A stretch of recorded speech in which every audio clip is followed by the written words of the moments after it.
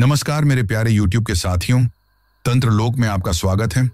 अब ये तंत्र लोक नाम सुनकर आप में से बहुत से लोग सोच रहे होंगे कि आखिर ये क्या नया अजूबा है।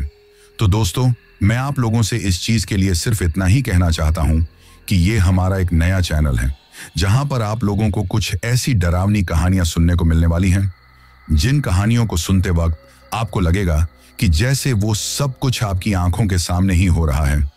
इस चैनल पर आपको तंत्र मंत्र और खौफनाक रहस्यों से जुड़ी हुई लंबी लंबी कहानियां सुनने को मिलने वाली हैं।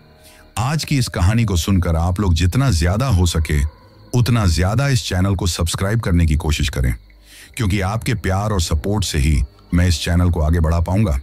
अब मैं आप लोगों का ज्यादा समय खराब ना करते हुए आपको सीधा तंत्र लोक की खौफनाक कहानियों में लेकर चलता हूं, जिनकी शुरुआत हर रोज दिन ढलने के बाद अंधेरा कायम होते ही हो जाती है।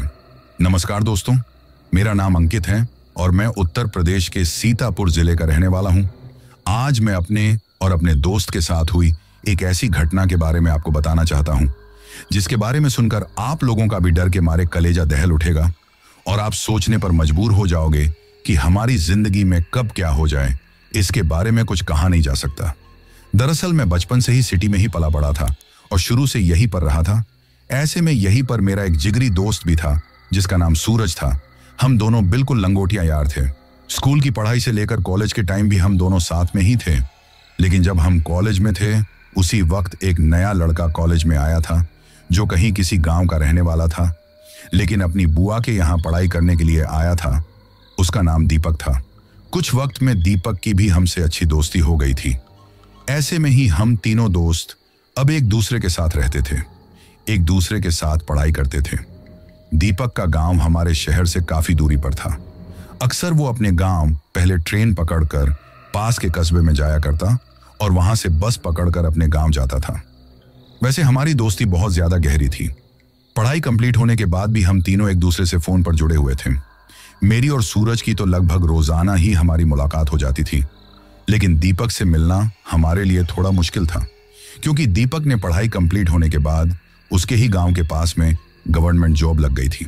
वो पटवारी था। ऐसे में उसे मिलना नहीं हो पाता था, क्योंकि उसे वक्त भी कम मिलता था कि वो शहर में आ सके और ना हम गांव में जा सकते थे। हमने काफी बार उसे बोला भी कि वो शहर आ जाए हमसे मिलने, लेकिन उसका आना नहीं होता था, क्योंकि उसका काफी बड़ा परिवार था और सारी जिम्मेदारी उसके ही ऊपर थी। परंतु हमारी दोस्ती कम नहीं हुई। वैसे हमने आपस में वादा किया था कि हम एक दूसरे की शादी में जरूर आएंगे, लेकिन दीपक की जब शादी हुई थी उस वक्त मैं तो किसी इमरजेंसी काम के लिए अपने शहर से बाहर गया हुआ था और सूरज के पापा की तबीयत ठीक नहीं थी, जिसकी वजह से हम दोनों शादी में नहीं जा पाए थे। ऐसे में दीपक हमसे नाराज हो गया था। ये देखकर हमने उससे काफी बार सॉरी बोला। तब जाकर उसने हमें माफ किया, लेकिन कहा कि आगे से जब भी अगर उनके यहाँ कोई फंक्शन होगा तो उन्हें आना होगा, वरना वो कभी उनसे बातें ना करेगा। उसकी ये बात सुनकर हमने भी हाँ कर दी थी। फिर उसकी शादी के लगभग 2 साल बाद दीपक के बेटा हुआ और ऐसे में उसने हम दोनों से कहा कि वो अपने बेटे के होने की खुशी में एक फंक्शन करना चाहता है, जिसमें काफी नाते रिश्तेदार भी आएंगे। ऐसे में तुम लोगों को भी आना होगा। अब हम दोनों मना नहीं कर सकते थे, क्योंकि पिछली बार ही दीपक हमसे नाराज हो गया था। इसलिए हम दोनों ने भी हाँ कर दी। लेकिन हमें नहीं पता था कि इन बरसात के दिनों में हमारा जाना ठीक है या नहीं है।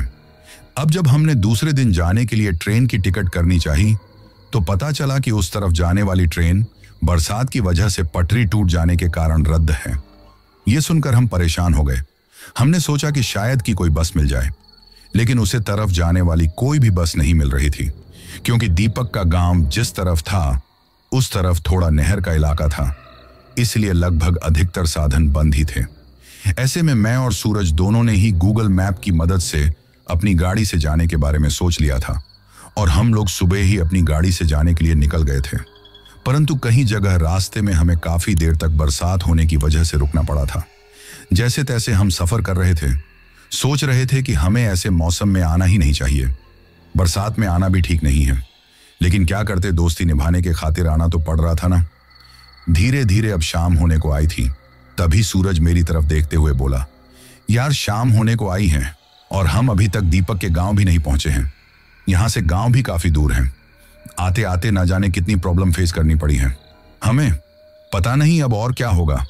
उसे इस तरह परेशान देखकर मैं बोला, कुछ नहीं होगा, सब ठीक हो जाएगा। ये कहते हुए हम अभी एक कस्बे से बाहर निकले ही थे कि तभी हमें आगे जाने के लिए 2 रास्ते दिखाई दिए। गूगल मैप दोनों ही रास्तों को सही दिखा रहा था। तभी हाईवे से हटकर जो दूसरा रास्ता था उसके सामने रखे हुए बोर्ड पर नजर डाली तो हमें दीपक के गांव के पास के जिस कस्बे में पहुंचना था वो वहां से कुछ ही दूरी पर था, जबकि हाईवे से वो काफी दूरी पर था। ऐसे में हमने सोचा कि इस रास्ते से जाना ठीक होगा, क्योंकि रात भी होने को आई थी और हमें जल्दी से जल्दी दीपक के गांव पहुंचना था। रात के वक्त सफर करना भी ठीक नहीं था, इसीलिए हम हाईवे से हटकर उस दूसरे रास्ते की तरफ मुड़ गए। हम लोग उस रास्ते पर सफर कर रहे थे। हमने देखा कि हमारी गाड़ी के सिवाय उस रास्ते पर और कोई भी गाड़ी आती जाती दिखाई नहीं दे रही थी। शायद बरसात की वजह से लोग नहीं आ रहे होंगे। ये सोचकर हमने इस बात पर ज्यादा ध्यान नहीं दिया और एक दूसरे से बातें करते हुए आगे बढ़ रहे थे कि तभी अचानक हमारे सामने एक आदमी आ गया। उसे देखकर मैंने अपनी गाड़ी के ब्रेक लगा दिया। उस वक्त एक्सीडेंट होते होते बचा था। ये देखकर मैं गुस्से से खिड़की में से उसकी तरफ देखते हुए बोला, अरे चाचा, मरने का इरादा है क्या जो मेरी गाड़ी के सामने आ गए। ये सुनकर वो आदमी हमारे पास आया जो सफेद रंग के कपड़े पहने हुए था। उसकी दाढ़ी भी बड़ी हुई थी। वो घूर कर हमारी तरफ देखने लगा और कहा, वापस लौट जाओ इस रास्ते से। ये सुनकर मैं बोला, क्यों? तो वो आदमी बोला, सुनाई नहीं दिया? मैंने क्या कहा? वापस लौट जाओ।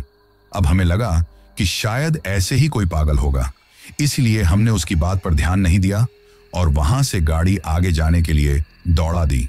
तो वो आदमी हमारी गाड़ी के पीछे भागते हुए हमें रोकने की कोशिश कर रहा था, लेकिन हम लोग नहीं रुके। चारों तरफ अंधेरा भी होने लगा था। हम आगे बढ़ते जा रहे थे। दोनों तरफ सुनसान इलाका था।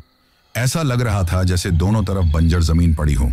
वैसे हम दोनों सुबह का सफर कर रहे थे।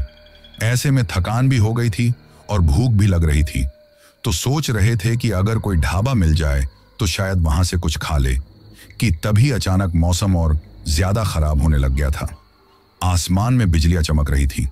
अब सूरज मेरी तरफ देखकर बोला, मैंने तो तुमसे पहले ही कहा था कि जो पीछे कस्बा पीछे रह गया है वहीं पर खाना खाकर चलते हैं, लेकिन तुमने मेरी बात नहीं सुनी।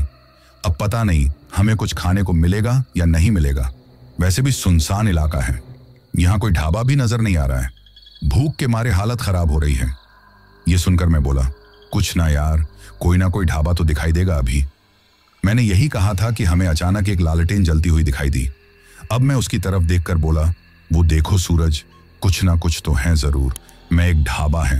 ऐसे में हमने गाड़ी के हेडलाइट में देखा तो वो एक ढाबा ही था, जिसके बाहर झोपड़ी में लालटेन जल रही थी। ये देखकर हम दोनों के चेहरे पर मुस्कान आ गई, क्योंकि बहुत तेज भूख जो लगी थी।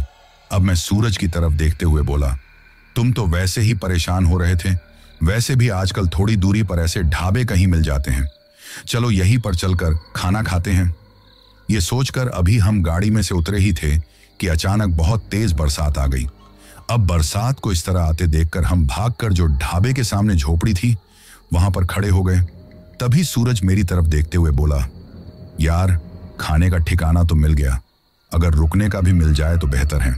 वैसे भी मौसम देखो ना कितना खराब है और बरसात भी इतनी जोरों से हो रही है।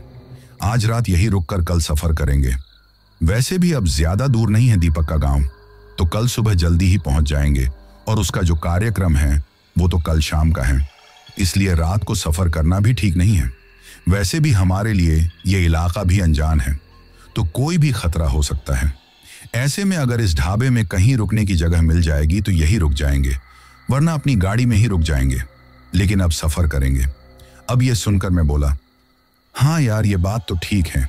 यही सोचते हुए हमने ढाबे का दरवाजा खटखटाया।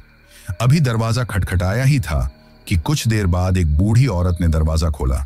उस औरत ने जैसे ही घूरकर हमारी तरफ देखा तो हमें थोड़ी घबराहट सी हुई, क्योंकि वो अजीब तरीके से हमारी तरफ देखने लगी और फिर गंभीर आवाज में बोली, कौन हो तुम दोनों? ये सुनकर सूरज बोला, आंटी, हम दोनों रास्ते से गुजर रहे थे, भूख भी बहुत तेज लगी है, सुबह से ही सफर कर रहे हैं, कुछ खाया भी नहीं है। अगर आपके यहाँ पर खाना मिल जाए तो बेहतर है, और वैसे भी आपको पता है ना, बाहर इतनी तेज बारिश हो रही है। ऐसे में अगर कुछ देर यहाँ ठहर जाए तो हमारी बात पूरी होती। उससे पहले ही उस बूढ़ी औरत ने हमारी तरफ देखकर कहा, ठीक है, अंदर आ जाओ। अब ये सुनकर हम दोनों अंदर चले गए। अब हमने देखा कि अंदर एक बड़ा कच्चा सा घर था, जिसमें एक तरफ एक चारपाई पर दो बच्चे सो रहे थे, जिसमें एक की उम्र 6 साल के आसपास थी तो दूसरे की उम्र 4 साल के आसपास थी। हमारे आने पर शायद हमारे आने के आहट से दोनों नींद से जाग गए और घूर कर हमारी तरफ देखने लगे। उनका इस तरह देखना भी हमें ठीक नहीं लग रहा था कि तभी हमारी नजर वहीं कोने में एक जो छोटी सी रसोई बनाई हुई थी वहां पर गई, जहां पर एक औरत जिसकी उम्र लगभग 26 साल के आसपास थी खाना बना रही थी। तभी उस औरत ने हमारी तरफ देखा। साधारण रंग रूप की वो औरत थी, उसकी आंखें थोड़ी अजीब सी थीं। वो घूर कर हमारी तरफ देखने लगी और वापस खाना बनाने में लग गई। अब उस बूढ़ी औरत ने हमारी तरफ हाथ का इशारा किया तो वहीं पास में रखी हुई एक खाट पर हम दोनों बैठ गए और खाना आने का इंतजार करने लगे। साथ में ही सोचने लगे कि यहां रुकना तो ठीक नहीं होगा। यहां बच्चे, औरत और ये बूढ़ी औरत, लगता है कोई आदमी यहां पर है नहीं। यही सोचकर हम एक दूसरे की तरफ देख रहे थे। तभी मैंने तो पूछ ही लिया, वैसे आंटी आप लोग ही रहते हो क्या और कोई नहीं है? तो वो बूढ़ी औरत गुस्से में घूरकर गंभीर आवाज में बोली, कोई नहीं है, हम ही हैं। मेरा आदमी तो बरसों पहले ही मर गया, बेटा भी कुछ दिन पहले ही मर गया। दोनों पोते, एक पोती और मेरी बहू हैं। वो खाना बनाती हैं। उस औरत की तरफ देखकर बोली, जो माटी के चूल्हे पर बैठकर खाना बना रही थी। उसकी बात सुनकर हम कुछ नहीं बोले और बैठे रहे तो वो बूढ़ी औरत एक कपड़े के बने हुए झूले को झुलाने लगी। शायद उसमें उस बूढ़ी औरत की पोती सो रही थी। वो बैठे हुए बस उसे झुलाते जा रही थी और हम लोग बैठे हुए खाने का इंतजार करने लग गए थे। उस वक्त चारों तरफ सन्नाटा पसरा हुआ था। वहीं जो दोनों बच्चे खाट पर बैठे थे ना, वे गुस्से में हमारी तरफ घूरते ही जा रहे थे। एक पल भी उनकी नजरें हमसे नहीं हट रही थीं। उनका इस तरह हमें घूर कर देखना हमें कुछ ठीक नहीं लग रहा था। वैसे हम दोनों बात करना चाहते थे, उन लोगों से कुछ पूछना चाहते थे, लेकिन सोचा कि शायद उन्हें कुछ गलत ना लग जाए कि अकेली औरतों को देखकर हम लोग बदतमीजी करने की कोशिश कर रहे हैं या जानबूझकर ऐसी हरकतें कर रहे हैं, इसलिए चुपचाप बैठे रहे। उस वक्त बाहर बहुत तेज बारिश हो रही थी, जिसकी आवाज भी हमें साफ सुनाई दे रही थी। अचानक घर में सर्दी बढ़ने लगी थी। ये देखकर हमने सोचा कि शायद बाहर बरसात होने की वजह से सर्दी महसूस हो रही है। अब तो हमें इतनी तेज भूख लगी थी कि सोच रहे थे कि बस जल्दी से खाना आ जाए। परंतु ये बात हमारे लिए हैरान कर देने वाली थी कि हमें बैठे हुए काफी देर हो गई थी, लेकिन अभी तक हमारे लिए खाना नहीं आया था। अब मैंने उस बूढ़ी औरत की तरफ देखा जो बस उसे झूले को झुलाते जा रही थी। वो बच्चे उसी तरह हमारी तरफ देख रहे थे। सब कुछ बिल्कुल पहले जैसा था, जरा सी भी हलचल नहीं थी। वही वो औरत जो खाना बना रही थी, खाना बनाते हुए जा रही थी। ये देखकर समझ में नहीं आ रहा था कि आखिर कब खाना मिलेगा और ये औरत इतनी देर से किसके लिए खाना बना रही है। ये सोचते हुए मेरी नजर उसके पास में रखे हुए आटे की तरफ गई तो मैं हैरान रह गया, क्योंकि वो आटा उतना ही था जितना जब हम लोग यहाँ आए थे तब देखा था। वही एक रोटी चूल्हे पर तवे में थी तो दूसरी को मैं आपके अंगारों पर सेंकने की कोशिश कर रही थी, जबकि पास में रखी हुई रोटी रखने का जो टिफिन था उसमें कुछ भी नहीं था। ये सब कुछ देखकर मुझे हैरानी हुई कि इतनी देर से ये औरत खाना बना रही है और टिफिन में एक भी रोटी नहीं है, आटा भी ऐसे ही रखा हुआ है। आखिर क्यों? ये सोचते हुए मैं हैरानी से उस तरफ देखने लगा तो मैंने देखा कि वो औरत रोटी बेलते हुए तवे पर रोटी सेंकते हुए जा रही थी, लेकिन उसकी रोटी चूल्हे में सिंक नहीं रही थी, जबकि चूल्हे में अच्छी खासी आग जल रही थी। सब कुछ अजीब सा था। तभी सूरज मेरी तरफ देखकर बोला, क्या हुआ? तो मैंने हड़बड़ाते हुए सूरज की तरफ इशारा किया, लेकिन वो कुछ समझ नहीं पा रहा था। अब मैं सूरज से कुछ कहने को हुआ था कि उस बूढ़ी औरत ने घूर कर गुस्से में हमारी तरफ देखा तो मैं हड़बड़ाते हुए चुप हो गया और कुछ नहीं बोला। तभी सूरज मुझे परेशान देखकर धीरे से बोला, क्या हुआ? तो मैंने धीरे से कहा कि मुझे कुछ ठीक नहीं लग रहा है। ये सुनकर सूरज बोला, क्या मतलब? तो मैंने उस औरत की तरफ इशारा करके सारी बातें बताई। अब मेरी बातें सुनकर सूरज ने भी उस तरफ ध्यान दिया तो वो भी काफी हैरान और परेशान हो गया। उस वक्त ऐसा लग रहा था जैसे वक्त थम गया हो। इससे पहले कि हमारे साथ कुछ गलत हो जाए, हमने सोचा यहां से निकल जाते हैं। वैसे भी भूत प्रेत के बारे में हमने सुना बहुत था, बस देखा नहीं था, लेकिन थोड़ा बहुत तो हम भी मानते थे।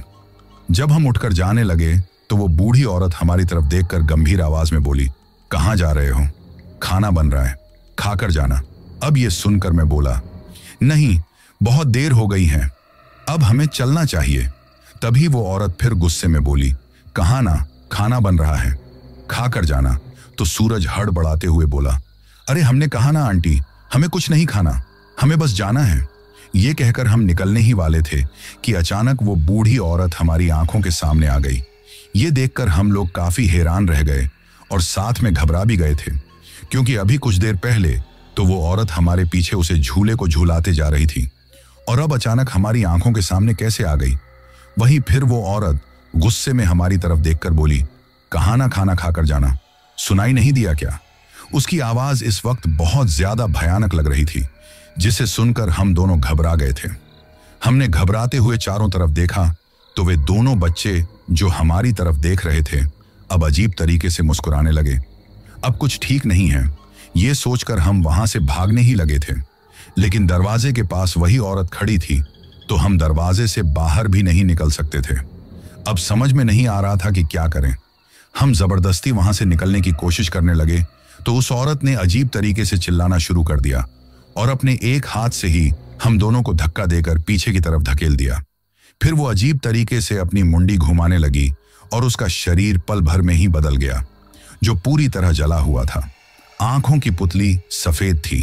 दरवाजे पर खड़े हुए ही उसने अपनी मुंडी अजीब तरीके से घुमाई, फिर अपनी गर्दन हमारी तरफ की तो देखते ही देखते उसकी गर्दन काफी लंबी हो गई। अब वो बिल्कुल हमारे चेहरे के पास आकर बोली, कहीं नहीं जाओगे तुम? ये सुनकर हम थर थर कांपने लगे। क्या करें, कुछ समझ नहीं पा रहे थे। उस बूढ़ी औरत को अपने इतने करीब देखकर दिल की धड़कन बढ़ गई थी। बस घबराते हुए उसकी तरफ देख रहे थे। तभी उन दोनों बच्चों ने अजीब तरह से चिल्लाना शुरू कर दिया। दोनों ओर फिर अजीब तरीके से रोने लगे। उनके रोने की आवाज सुनकर हमने घबराते हुए उनकी तरफ देखा तो वे दोनों बच्चे जो रो रहे थे, देखते ही देखते उनकी आवाज भयानक रूप से चारों तरफ गूंजने लगी थी। ये देखकर हम दोनों दोस्त डर गए कि तभी उन बच्चों ने चिल्लाते हुए हमारी तरफ छलांग लगा दी। वे दोनों हम पर झपटते उससे पहले ही हम अपनी जगह से भागकर दूसरी तरफ चले गए। ये देखकर उन दोनों ने गुस्से में घूर कर हमारी तरफ देखा। अब जमीन पर वे दोनों जानवरों की तरह रेंगते हुए हमारी तरफ बढ़ने लगे थे। देखते ही देखते वो दोनों काफी भयानक हो गए। उनका शरीर पूरी काला हो गया था, जगह जगह से मांस और खून निकल रहा था। ये देखकर घबराते हुए तभी मैंने रोटी बनाती हुई उस औरत की तरफ देखा तो उस औरत ने अचानक हमारी तरफ देखा। जो औरत कुछ देर पहले काफी सीधी सादी और साधारण सी नजर आ रही थी, अब वो अजीब तरीके से मुस्कुराने लगी और देखते ही देखते उसका रूप भी बदलने लगा था। वो भी पूरी तरह काली नजर आने लगी थी। उसका पूरा शरीर काला पड़ गया था। शरीर पर जगह जगह कपड़े चिपक गए थे, जिससे ऐसा लग रहा था जैसे वो पूरी तरह आग में जल गई हो। जगह जगह से खून और मांस निकल रहा था। उसका चेहरा आग में इस तरह झुलसा हुआ था कि इतना डरावना लग रहा था कि कोई देखकर ही बेहोश हो जाए। हमारी तो सांसें ही गले में अटकी हुई थीं। तभी हमारे पीछे की तरफ से भयानक आवाज आने लगी तो हमने देखा कि झूले में से एक छोटा सा बच्चा, जो कि बड़ा डरावना था, वो हवा में लहराने लगा था और रोने लगा। उसके मुंह से खून टपक रहा था। ये देखकर हमारे होश उड़ गए। अब हम दोनों बहुत ज्यादा घबरा गए थे।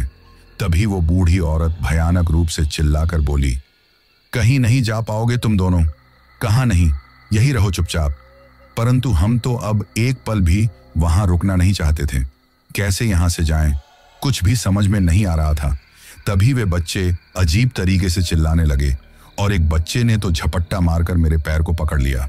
ये देखकर मैं घबरा गया और डरते हुए मैं अपने पैर को छुड़ाने की कोशिश करने लगा, लेकिन वो बच्चा बुरी तरह से मेरे पैर को नोचकर खाने की कोशिश करने लगा। ये देखकर सूरज घबराते हुए मुझे छुड़ाने लगा कि तभी दूसरे बच्चे ने सूरज के हाथ को पकड़ लिया और उसकी उंगलियों को नोचकर खाने लगा, जिसकी वजह से हम दोनों बहुत ज्यादा डर गए थे। अब हिम्मत करके हम दोनों उन्हें हटाने की कोशिश करने लगे, लेकिन वे दोनों हट नहीं पा रहे थे। अब हम दोनों घबरा गए। वही वो औरत जो खाना बना रही थी। अचानक रोबोट की तरह खड़ी होकर हमारे पास चलते हुए आई। ये देखकर हम कांपते जा रहे थे। हमारे चारों तरफ अब हमें हमारी मौत नजर आ रही थी, क्योंकि एक तरफ वो डरावनी औरत थी जो रोटी बना रही थी, दूसरी तरफ वो बूढ़ी औरत भी अजीब तरीके से चिल्ला रही थी, और वो दोनों बच्चे हमें नोचकर खाने में लगे हुए थे। इसके साथ में ही झूले में से जो छोटी सी बच्ची हवा में लहरा रही थी, वो हमारे चारों तरफ घूमने लगी और भयानक रूप से हंसने लगी। उसकी हंसी बड़ी ही डरावनी थी, और उससे ज्यादा डरावनी थी उस बच्ची की सूरत। अब एक पल के लिए तो हमें ऐसा लगने लगा था कि हम जिंदा ही नहीं बच पाएंगे। फिर बड़ी मुश्किल से हमने उन बच्चों को अपने आप से अलग किया और घर में इधर उधर भागने लगे, लेकिन कुछ भी समझ में नहीं आ रहा था कि कहाँ जाएं। चारों तरफ से उन्होंने हमें घेर लिया था। तभी सामने से लगी हुई एक मिट्टी की खिड़की को जैसे ही मैं तोड़ने की कोशिश करने लगा, तो वो बूढ़ी औरत रोबोट की तरह चलते हुए मेरे पास में आई। जैसे ही वो बूढ़ी औरत मेरे पास में आई, तो सूरज ने कुछ सोचते हुए उस बूढ़ी औरत को एक धक्का दे दिया और मेरा हाथ पकड़कर दरवाजे की तरफ दौड़ गया। ये देखकर वे सभी अजीब तरीके से चिल्लाते हुए हमें पकड़ने को हुए, लेकिन हम ढाबे से बाहर निकल गए थे। अब हम दौड़ते हुए ढाबे से बाहर आ गए। पीछे भयानक रूप से अजीबोगरीब तरह की चिल्लाने की आवाज आने लगी थी। कभी रोने की आवाज आती तो कभी चिल्लाने की आवाज आती, जो काफी भयानक थी। ऐसा लग रहा था जैसे हमारे कान के पर्दे ही फट जाएंगे, लेकिन घबराते हुए हमने पीछे मुड़कर नहीं देखा। इतनी हिम्मत नहीं थी कि पीछे की तरफ देख भी सकें। पागलों की तरह हम भागते हुए अपनी गाड़ी के पास आए। उस वक्त हमारे दिल की धड़कन बढ़ी हुई थी। कुछ सोचने समझने की शक्ति भी हमारे पास नहीं थी। हर पल एक अनजाना सा डर सता रहा था। हम जल्दी से जल्दी अपनी जान बचाने के लिए कहां से भाग जाना चाहते थे। ऐसे में हड़बड़ाते हुए हमने जल्दी से अपनी गाड़ी का गेट खोला और अंदर जाकर गाड़ी को अच्छे से लॉक कर लिया। हम वहां से जाने के लिए गाड़ी स्टार्ट करने की कोशिश करने लगे, लेकिन गाड़ी स्टार्ट नहीं हो रही थी। ये देखकर बहुत ज्यादा घबरा गए, तो कुछ सोचकर मैंने अपना फोन निकाला, लेकिन उसे जैसे ही ऑन किया तो देखा कि वो ऑफ हो चुका था।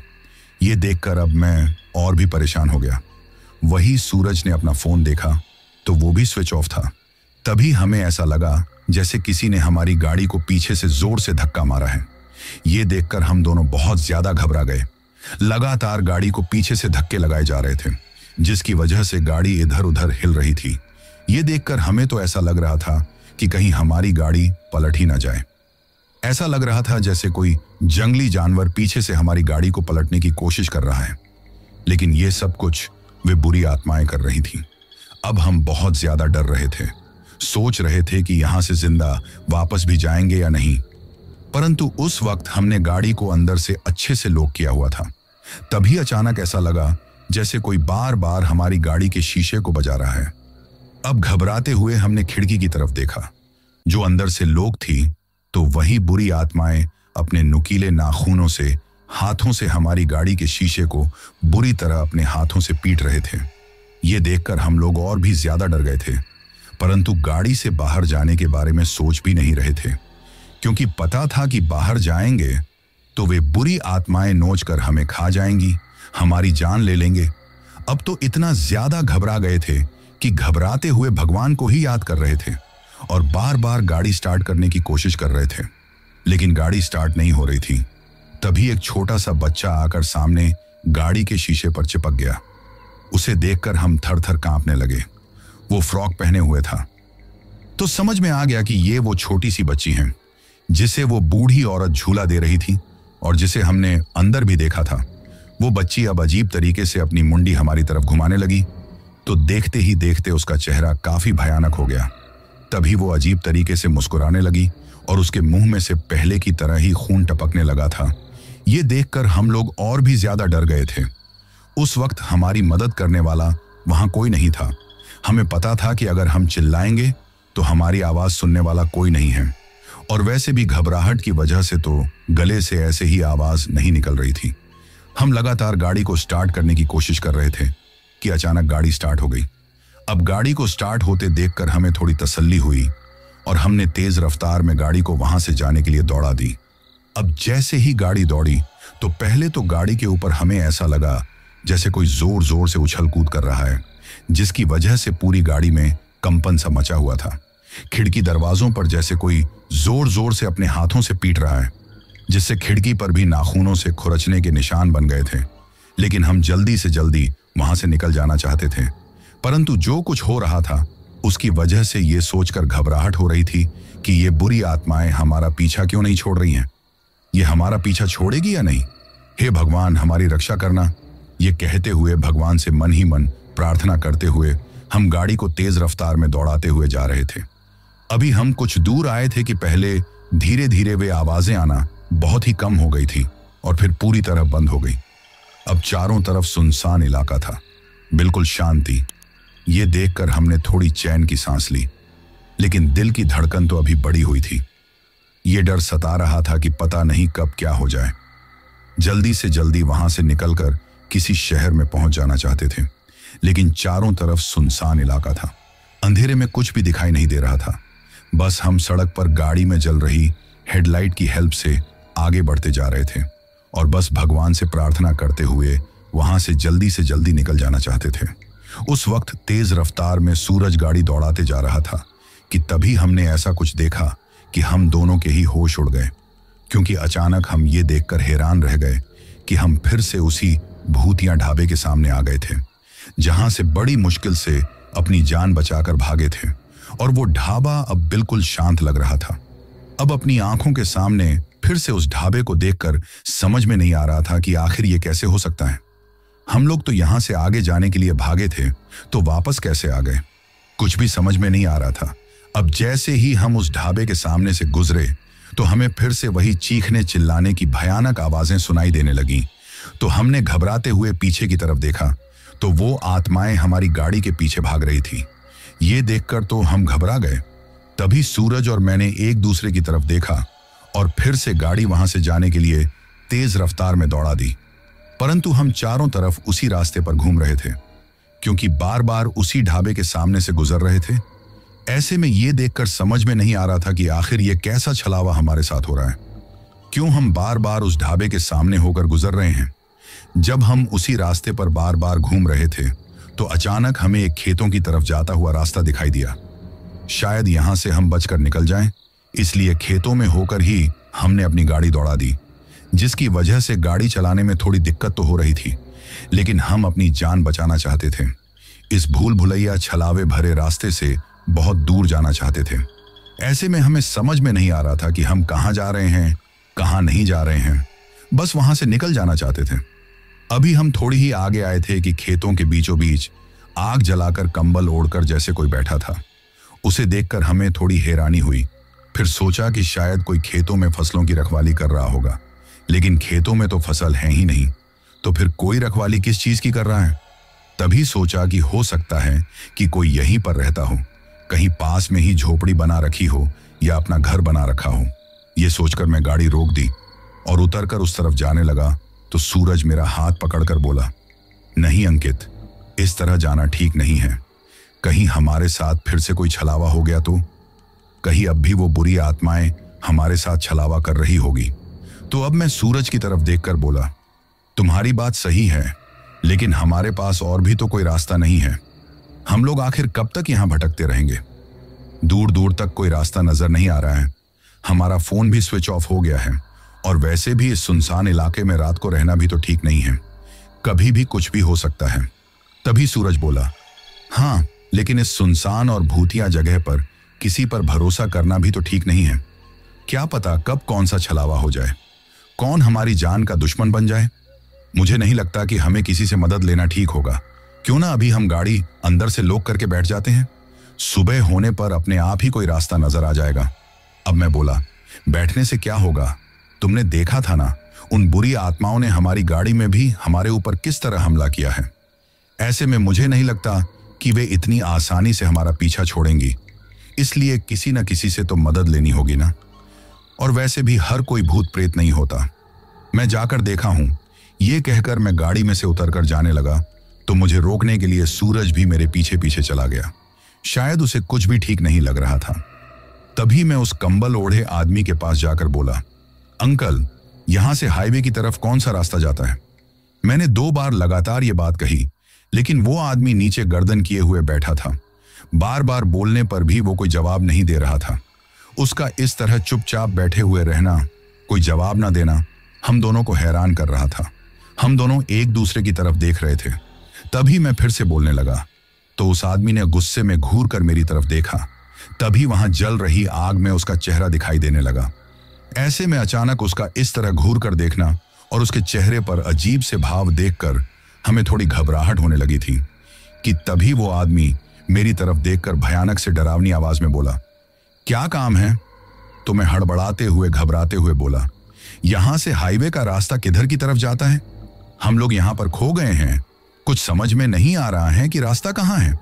जैसे ही मैंने ये कहा तो उस आदमी के चेहरे पर अजीब सी मुस्कान आ गई और धीरे धीरे वो जोर जोर से हंसने लगा, जिसकी वजह से उसके मुंह से अब खून टपकने लगा था और पल भर में ही वो कंकाल में बदल गया। ये देखकर हम दोनों के तो होश उड़ गए। अब हमारी आंखों के सामने अब कोई आदमी नहीं, वही ढाबे वाली बूढ़ी औरत नजर आ रही थी। ये देखकर तो मैं और सूरज दोनों ही घबरा गए। वही वो बूढ़ी औरत खड़ी होकर हमारी तरफ बढ़ने लगी तो हमने देखा उसके पैर पूरी तरह उल्टे थे, यानी वो एक चुड़ैल थी। अब अपनी जान बचाने के लिए हम कुछ सोचते कि उससे पहले ही वो चुड़ैल हमारी तरफ देखकर भयानक आवाज में चिल्लाते हुए बोली, क्या सोचा था तुमने कि बचकर भाग जाओगे? कहा था ना मैंने कि कहीं नहीं जा सकते तुम, यहां से तो नहीं जा सकते। ये कहकर वो भयानक रूप से जोर जोर से हंसने लगी थी। उस वक्त उस सुनसान और शांत इलाके में उसके इस तरह हंसने से चारों तरफ उसकी हंसी गूंजने लगी।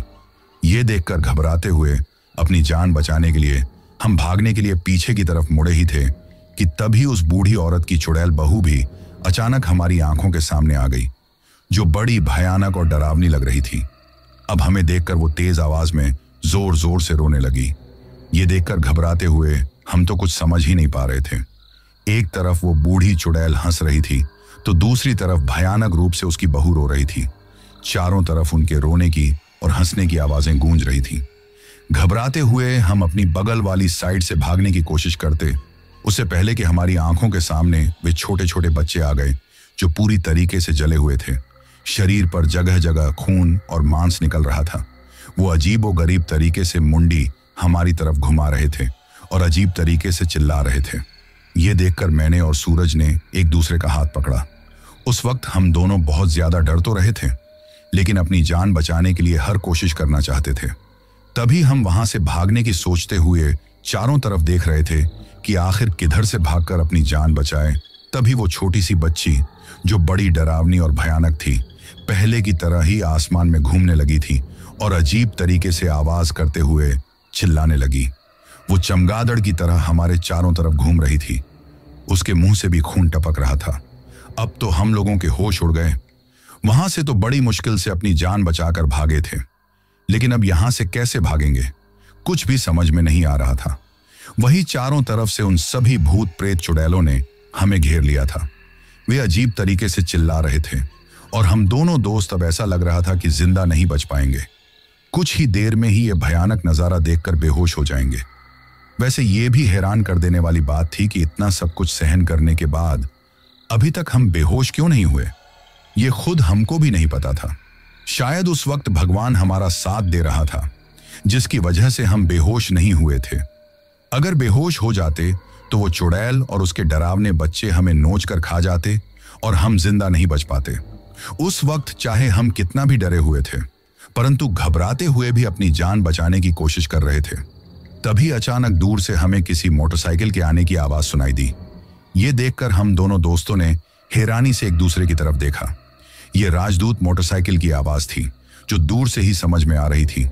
उस आवाज को सुनकर सभी भूत प्रेत गुस्से में एक दूसरे की तरफ देखने लगे। तभी वे हम पर हमला करते कि अचानक एक तेज आवाज आई, रुक जाओ। ये सुनकर हमने घबराते हुए पीछे की तरफ देखा तो एक आदमी हाथ में लाठी लेते हुए भागते हुए हमारी तरफ आ रहा था। जब वो आदमी हमारे करीब आया तो उसे देखकर हम हैरान रह गए, क्योंकि ये वही आदमी था जब हम इस रास्ते की तरफ बढ़े थे तो हमें रास्ते में रोकने की कोशिश की थी, लेकिन हमने ही उनकी बात नहीं सुनी थी। अब अचानक अपनी आंखों के सामने उस आदमी को देखकर हमें थोड़ी तसल्ली हुई, लेकिन फिर घबराहट होने लगी थी कि कहीं इन भूत चुड़ैलों की तरह ये भी कोई छलावा ना हो, ये भी कोई बुरी आत्मा ना हो। परंतु हमने देखा कि जैसे ही वो आदमी हमारे पास आया तो वो सभी भूत प्रेत चुड़ैल गुस्से में उसकी तरफ देखने लगे थे। अब हमारे पास आकर उस आदमी ने हमारी तरफ देखा और हमें घबराते हुए देखकर बोला, घबराओ मत, मैं आ गया हूं, ये तुम्हारा कुछ नहीं बिगाड़ पाएंगे, चलो मेरे साथ। ये कहना था कि वो चुड़ैल अजीब तरीके से चिल्लाने लगी और उसे आदमी के ऊपर हमला करने की कोशिश करते हुए हमारे चारों तरफ घूमने लगी थी। तो उस आदमी ने अपने हाथ में ली हुई लाठी उनके आगे कर दी, जिसकी वजह से वे चुड़ैल अपने बच्चों को लेकर चिल्लाते हुए वहां से भाग गई। उस वक्त उस लाठी से डरकर उन चुड़ैलों को इस तरह भागते हुए देखकर मैं और सूरज दोनों ही हैरान रह गए। हम तो अभी घबराते हुए कुछ समझ ही नहीं पा रहे थे और ना कुछ बोल पा रहे थे, लेकिन अब वो चुड़ैल और उनके बच्चे हमें कहीं नहीं दिखाई दे रहे थे, क्योंकि वो काले धुएं में बदलकर कहीं गायब होकर चले गए थे। अब बिल्कुल शांत इलाका था। तभी वो आदमी हमारे पास आकर बोला, जल्दी से चलो यहां से, वरना जिंदा नहीं बच पाओगे। परंतु हम तो बहुत ज्यादा डर रहे थे। तो वो आदमी बोला, इस तरह घबराने से कुछ नहीं होगा और डरो मत, मैं इंसान हूं, कोई भूत प्रेत नहीं। अब हमें भी कुछ समझ में नहीं आ रहा था कि उस आदमी की बातों पर भरोसा करें या नहीं करें, क्योंकि इतनी देर से हमारे साथ जो छलावा हो रहा था उसकी वजह से किसी पर भी भरोसा नहीं कर पा रहे थे। बहुत ज्यादा घबराहट हो रही थी। ऐसे में कुछ भी समझ में नहीं आ रहा था कि क्या करें, जिंदा बच भी पाएंगे या नहीं। अब वो आदमी बोला, देखो, पहले भी तुम दोनों ने मेरी बात नहीं मानी, जिसकी वजह से तुम्हारी जान पर बन आई। अब भगवान की कृपा से अगर तुम दोनों की जान अभी तक बची हुई है तो क्यों मुसीबत मोल ले रहे हो, चलो यहां से। उसकी बात सुनकर हमने उसकी तरफ देखा और सोचा कि वैसे भी हम तो इस भूल भुलैया सुनसान इलाके में फंस गए हैं, ऐसे में पता नहीं कौन सा छलावा हमारी जान ले ले। अब जो होगा देखा जाएगा कि हमारी किस्मत क्या है, हम जिंदा बचेंगे या नहीं। ये सोचकर फिर हिम्मत करके अपनी गाड़ी में बैठ गए। तो वो आदमी अपनी मोटरसाइकिल पर बैठ गया और कहा, जल्दी से मेरे पीछे पीछे आ जाओ, और हाँ, वे सभी चुड़ैल तुम्हें रोकने की, डराने की फिर से कोशिश करेंगे, लेकिन अपनी गाड़ी को रोकने की बिल्कुल भी हिम्मत मत करना, बस मेरे पीछे ही चले आना। सुना तुमने? ये सुनकर हम दोनों कुछ नहीं बोले। उस आदमी की बात सुनकर वैसे हम उसके पीछे तो नहीं जाना चाहते थे, लेकिन सोच रहे थे कि अगर वो कोई भूत प्रेत होता तो जब हम इस रास्ते से होकर आए थे उसी वक्त हमें अपना शिकार बना लेता, और हो सकता है कि हमें उस रास्ते पर जाने के लिए मना न करता, इस तरह यहां आकर हमारी जान न बचाता। परंतु ये आदमी आखिर इस वक्त यहां क्या कर रहा है, ये सोचकर भी हम थोड़े परेशान थे, लेकिन दिल की धड़कन बढ़ी हुई थी। ऐसे में सही क्या है, गलत क्या है, कुछ भी समझ में नहीं आ रहा था। और वे सभी भूत प्रेत आखिर इससे डरकर क्यों भाग गए? ऐसी हजारों बातें हमारे दिल और दिमाग में आ रही थीं, और हम लोग घबराते हुए उस आदमी की मोटरसाइकिल के पीछे अपनी गाड़ी को ले जाते जा रहे थे। तभी अचानक हमें अपनी गाड़ी के पीछे से अजीबोगरीब तरीके की आवाज सुनाई देने लगी, जिन्हें सुनकर हम समझ गए कि वे चुड़ैलें हमें परेशान करने की, हमें रोकने की पूरी कोशिश कर रही हैं। ऐसे में घबराते हुए अब हमने उस तरफ देखा भी नहीं और अपनी गाड़ी को बस मोटरसाइकिल के पीछे दौड़ाते जा रहे थे कि अचानक उन्होंने, उन चुड़ैलों और उनके बच्चों ने आकर हमारी गाड़ी को चारों तरफ से घेरते हुए गाड़ी के शीशे फिर से खटखटाना शुरू कर दिया। लेकिन हम बड़ी मुश्किल से हिम्मत करके बस गाड़ी को दौड़ाते ही जा रहे थे। अभी थोड़े ही आगे बढ़े थे कि उन भूत प्रेत चुड़ैलों की आवाज अचानक आना बंद हो गई। ये देखकर हमने थोड़ी सुकून की सांस ली, साथ में थोड़ी हैरानी भी हुई थी कि अचानक वे चुड़ैलें कहाँ चली गईं। अब चारों तरफ शांति छा गई थी, बिल्कुल शांत इलाका लग रहा था। कहीं हमारे साथ फिर से कोई छलावा तो नहीं कर रही है। यही सोच रहे थे कि तभी हमें एक मंदिर जैसा कुछ दिखाई दिया। तो उस आदमी की गाड़ी के पीछे हम भी उस मंदिर की तरफ चले गए। सामने मंदिर को देखकर हमने सुकून की सांस ली। हमारे अंदर थोड़ी हिम्मत आई कि अब शायद हमारी जान बच जाएगी, हमें कुछ नहीं होगा। परंतु घबराहट अब भी हो रही थी। हमारे आगे मोटरसाइकिल पर जो आदमी आया था, हम उसकी तरफ देखने लगे।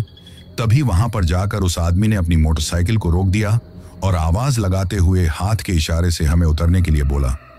तो हम भी अपनी गाड़ी में से उतर गए। अब उसके इशारे करने पर हम उसके पीछे पीछे चले गए। मंदिर को सामने देखकर, उस आदमी को देखकर हमें अब पूरा भरोसा हो गया था कि वो जिंदा इंसान है, क्योंकि मंदिर के सामने कोई भूत प्रेत तो एक पल के लिए भी नहीं रुक सकता था। वो आदमी हमें लेकर मंदिर में चला गया और हम भी उसके साथ में ही चले गए थे। वैसे वो काली माँ का मंदिर था। जब हम वहां गए तो उस आदमी के साथ हाथ जोड़कर हमने काली माँ को प्रणाम किया। सच बताए तो मंदिर में आकर एक सुकून सा मिला था हमें, लेकिन उस वक्त भी कुछ देर पहले हमारे साथ जो कुछ हुआ था उन सब की वजह से हम दोनों बहुत घबराए हुए थे। तभी उस आदमी ने हमें पीने के लिए पानी दिया तो कांपते हुए हाथों से सूरज ने तो थोड़ा बहुत पानी पी लिया था, लेकिन मैं तो इतना ज्यादा डरा हुआ था कि मेरे हाथ से पानी का गिलास छूटकर झटक के नीचे गिर गया था। अब वो आदमी हमारे पास सामने बैठकर बोला, घबराओ मत, यहां पर बुरी आत्माएं नहीं आएंगी, तुम यहां पर बिल्कुल सुरक्षित हो। अब उसकी बात सुनकर हम घबराते हुए उसकी तरफ देखने लगे, लेकिन जैसे घबराहट की वजह से बोल भी नहीं पा रहे थे। फिर वो आदमी हमारी तरफ देखते हुए बोला, सारी रात इसी मंदिर में रहो, सुबह होते ही कोई खतरा नहीं है, फिर चले जाना, लेकिन हाँ, रात के वक्त फिर कभी भी भूल कर इस रास्ते से होकर आने की कोशिश मत करना। तुम्हारी किस्मत अच्छी थी कि तुम दोनों की जान बच गई, वरना उस रास्ते से रात को गुजरने वाले किसी भी इंसान की जान नहीं बचती। अब सूरज हिम्मत करके बोला, आपने हमारी जान बचाई, इसका एहसान तो हम जिंदगी भर नहीं भूल सकते, लेकिन एक बात हमारी समझ में नहीं आई कि इस सुनसान इलाके में कोई भी नहीं था। काफी डरावना और भूल भुलैया इलाका है, कुछ समझ में नहीं आता है कि कहां जाए और कहां नहीं। तो फिर आप यहां इस वक्त क्या कर रहे हैं? क्या आप यही रहते हैं? हड़बड़ाते हुए सूरज ने जैसे ही ये कहा तो उस आदमी के चेहरे पर उदासी के भाव आ गए। फिर वो हमारी तरफ देखते हुए बोला, हाँ, मैं इसी मंदिर में रहता हूं, इसके अलावा मेरा कोई और ठिकाना नहीं है, और अगर हैं भी तो मैं वापस जाना नहीं चाहता। अब उस आदमी की बातें सुनकर हमें एक दूसरे की तरफ हैरानी से देखने लगे। तभी वो आदमी बोला, मैंने तो तुम्हें रोकने की बहुत कोशिश की थी, लेकिन तुम दोनों ने मेरी बात नहीं मानी, पूरी सच्चाई सुने बिना ही इस रास्ते पर आ गए। अगर मैं वक्त पर नहीं पहुंचता तो तुम्हें पता है क्या होता, अब तक तुम जिंदा नहीं बच पाते, वे तुम दोनों को नोच कर खा गए होते, तुम्हारी लाश तक तुम्हारे घर वालों को नहीं मिलती। ये सुनकर घबराते हुए हम कुछ बोल नहीं पाए। फिर हिम्मत करके मैं बोला, लेकिन बाबा, आखिर आपके पास ये जो लाठी है, इसे देखकर वे भूतिया बच्चे और चुड़ैल घबराते हुए क्यों भाग गई? ये सुनकर उस आदमी ने वो लाठी अपने हाथ में ली और कहा, इस पूरी लाठी पर काले धागे बंधे हुए हैं, ये कोई साधारण काले धागे नहीं हैं। इसी मंदिर में देवी माँ के चरणों में जो पूजा में काम आता है ना, वही धागे हैं, इसलिए मैंने इन धागों को इस लाठी पर बांधा है ताकि कोई भी भूत चुड़ैल मेरे नजदीक ना आ पाए और मैं इस लाठी से दूसरों की जान भी बचा सकूं, साथ में ही उनकी काली शक्तियों का मुंह पर कोई असर ना हो, जिसकी वजह से मैंने उनके छलावे में ना आकर इसी लाठी से तुम्हारी तरह मैंने ना जाने कितनों की जान बचाई है। अपनों को तो मैं नहीं बचा सका, लेकिन औरों को बचाता हूं तो कुछ पल के लिए सुकून मिल जाता है। ये सुनकर मैंने और सूरज ने एक दूसरे की तरफ देखा। फिर सूरज बोला, हम कुछ समझे नहीं बाबा कि आप कहना क्या चाहते हो, क्या आपके साथ भी ऐसा कुछ हुआ है? ये सुनकर उस बूढ़े बाबा की आंखों में आंसू आ गए। वो बोला, हाँ, कभी मैं अपने परिवार के साथ आया था इस रास्ते पर।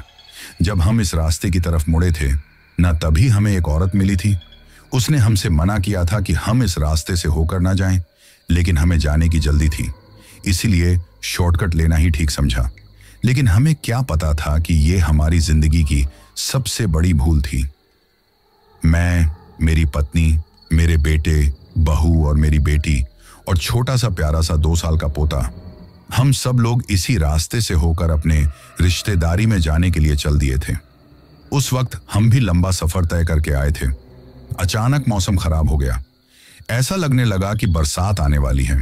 तो रात में वही भूतिया ढाबा हमें दिखाई दिया, तो सोचा कुछ देर यहां पर रुककर चाय पानी पीते हैं।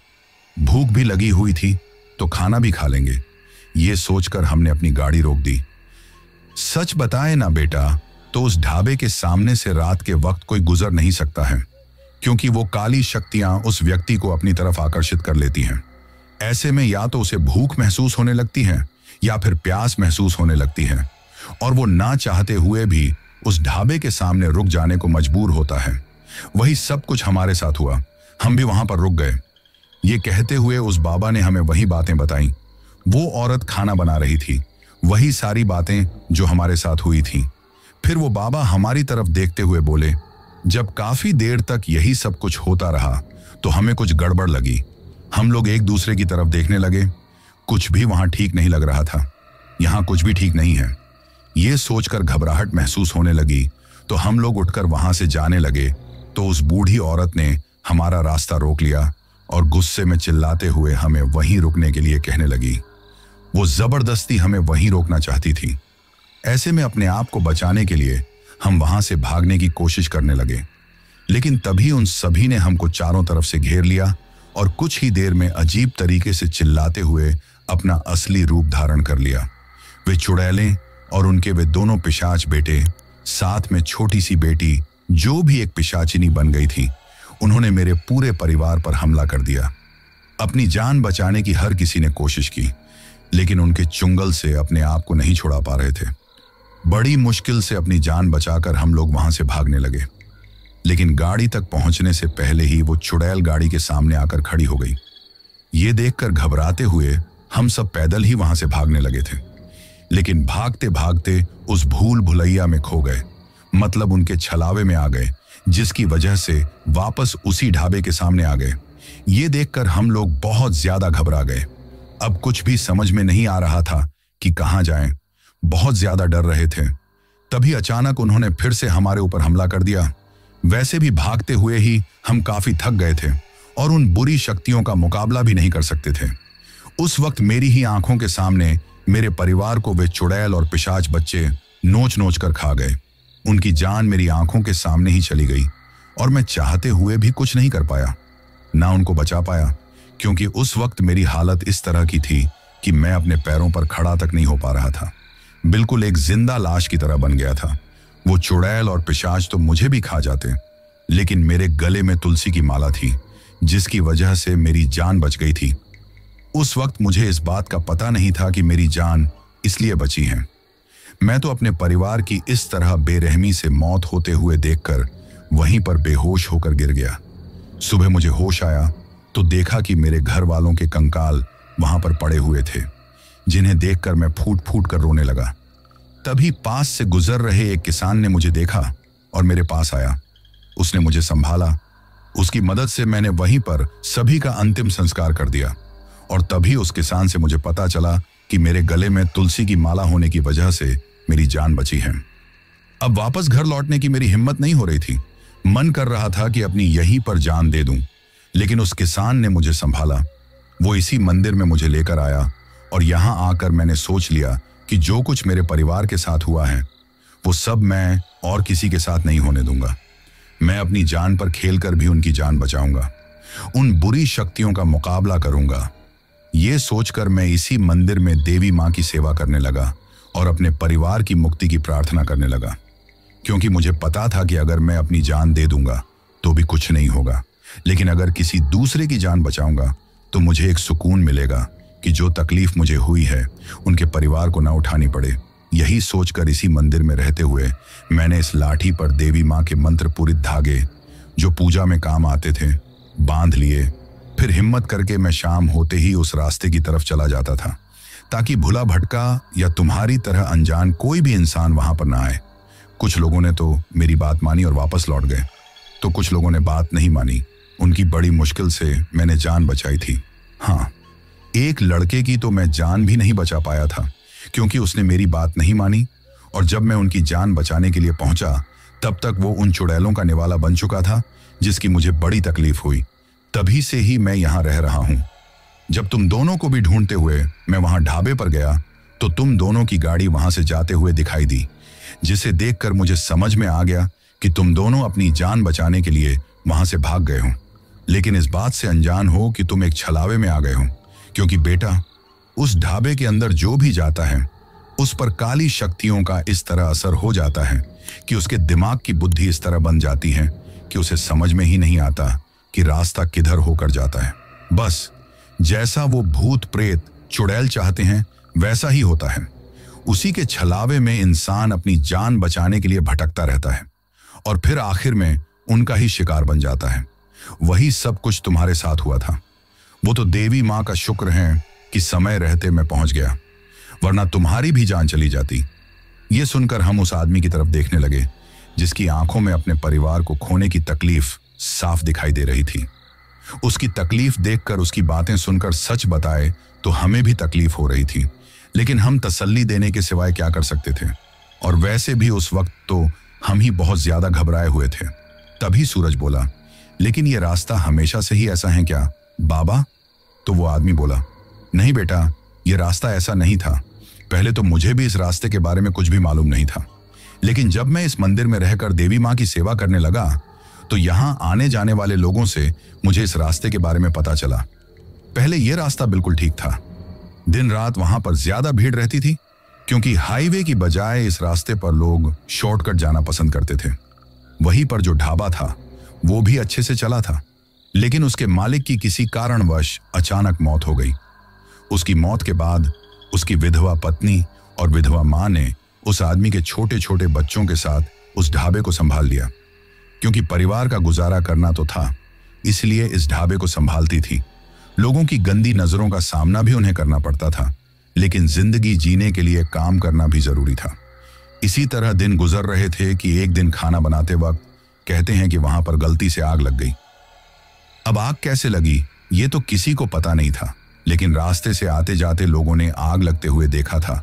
उस ढाबे में से अंदर से उस बूढ़ी औरत, उसकी विधवा बहू और उन बच्चों के चिल्लाने की आवाज सभी को सुनाई दे रही थी। रास्ते से आने जाने वाले लोगों ने आग बुझाने की गाड़ी को बुलाया, लेकिन तब तक आग बुझाती उससे पहले ही आग ने पूरी तरह ढाबे को घेर लिया। और जब आग बुझी तो उसमें सब कुछ जलकर राख हो गया था। वे दोनों सास बहू उन छोटे छोटे मासूम बच्चों के साथ जलकर मर गई थी। शायद उनका अपना कोई था भी नहीं, क्योंकि उनकी लाश का अंतिम संस्कार भी पुलिस ने ही करवाया था। उसके बाद वो ढाबा वीरान रह गया, लेकिन लोगों का कहना था कि वहां पर रात को अक्सर चिल्लाने की आवाज सुनाई देती है। फिर धीरे धीरे दिन गुजरने लगे और वो आत्माएं वहां पर भटकने लगी। उनको शांति नहीं मिली थी, और ऐसे में समय गुजरने के साथ उन्होंने चुड़ैल और पिशाच का रूप धारण कर लिया। अब वे रास्ते से आने जाने वाले लोगों को अपने छलावे में फंसाती हैं, क्योंकि रात के वक्त वो ढाबा पहले की तरह ही नजर आता है, जिससे रास्ते में जाने वाला इंसान उनके छलावे में आकर उस ढाबे में चला जाता है। और फिर खेल होता है उन बुरी शक्तियों का, और वे बेरहमी से उन्हें मौत के घाट उतार देती हैं। वो भूतिया ढाबा जो रात को अच्छा खासा ढाबा दिखाई देता है, एक मौत का कुआं है। बेटा, उस बाबा ने हमारी तरफ देखते हुए कहा तो हम दोनों बहुत ज्यादा घबरा गए थे। मन ही मन भगवान का धन्यवाद कर रहे थे कि आखिर हमारी जान बच गई। उस बूढ़े बाबा का एहसान मान रहे थे, जिसकी वजह से हमारी जान बच गई, वरना हम अब तक जिंदा न रह पाते। ये सोचकर ही हमारे दिल की धड़कन बढ़ी हुई थी। अब हमने मंदिर में ही रात गुजारी, और अगले दिन सुबह होते ही उस बूढ़े बाबा से और देवी माँ से आशीर्वाद लेकर हम अपनी गाड़ी को लेकर उसी रास्ते से होकर गुजरे। तो वो ढाबा अभी हमें दिखाई दे रहा था, लेकिन बिल्कुल खंडहर रूप में पूरी तरह जल चुका था और बिल्कुल शांत था। उसे देखकर रात की बातें याद आते ही हमें घबराहट होने लगी, और हमने तेज स्पीड में गाड़ी वहां से जाने के लिए दौड़ा दी। और फिर लगभग 2 घंटे के सफर के बाद हम दीपक के गांव पहुंच गए। उस वक्त तो हमने दीपक को कुछ नहीं बताया। वैसे हमें परेशान देखकर दीपक ने पूछा भी, तो हमने कहा बस ऐसी कोई बात नहीं है। जब उसने पूछा तुम तो कल के आए थे, रात को कहाँ थे, तो हमने बोल दिया शहर में एक होटल में ही रुक गए थे, क्योंकि रात को मौसम ज्यादा खराब था, इसलिए आना ठीक नहीं समझा। फिर जब सारा फंक्शन हो गया तो उस रात भी हमने कुछ नहीं बताया। थके होने की वजह से सो गए, और अगले दिन सुबह हम वापस लौटने लगे। तभी दीपक हमें उस रास्ते के बारे में और उस ढाबे के बारे में बताते हुए वहां से जाने से मना करने लगा और कहने लगा, मैं तुम्हें कल भी बताना चाहता था, लेकिन तुम्हारा फोन ही नहीं लग रहा था। ये सुनकर हम घबराने लगे। हमें घबराए हुए देखकर दीपक ने हमसे पूछा, आखिर हुआ क्या है? तो हमने घबराते हुए पूरी बात बता दी। हमारी बात सुनकर दीपक के तो होश उड़ गए थे। तभी वहीं उसके मम्मी पापा आ गए।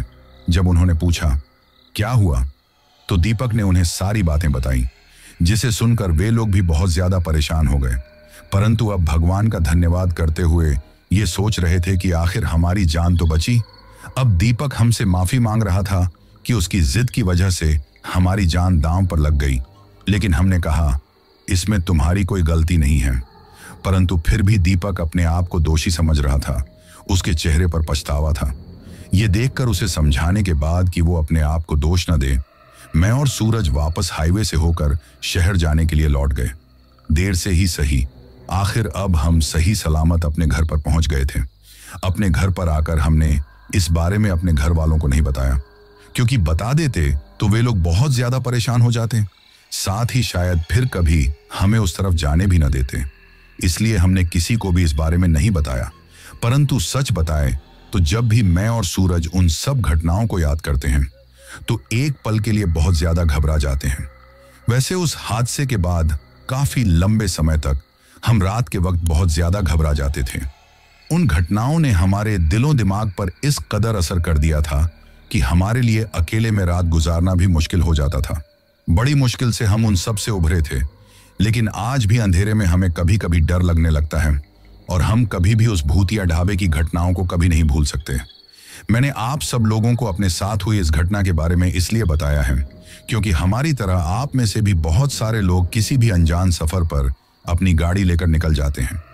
ऐसे में किसी भी रास्ते से गुजरते वक्त अगर लोग हमसे कोई भी ऐसी वैसी बातें बोले तो हमें उनकी बातों पर यकीन करना चाहिए, न कि उनकी बातों को नजरअंदाज करना चाहिए, क्योंकि हमारी जरा सी लापरवाही हमारी जान की दुश्मन भी बन सकती है।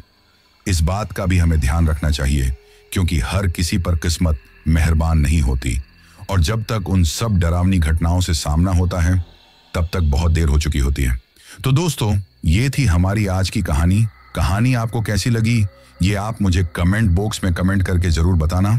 और दोस्तों, आज के बाद इस चैनल पर भी बेनाम की तरह ही रेगुलर स्टोरीज आने वाली हैं, तो आप लोग अब हर रोज स्टोरी सुनना मत भूलना।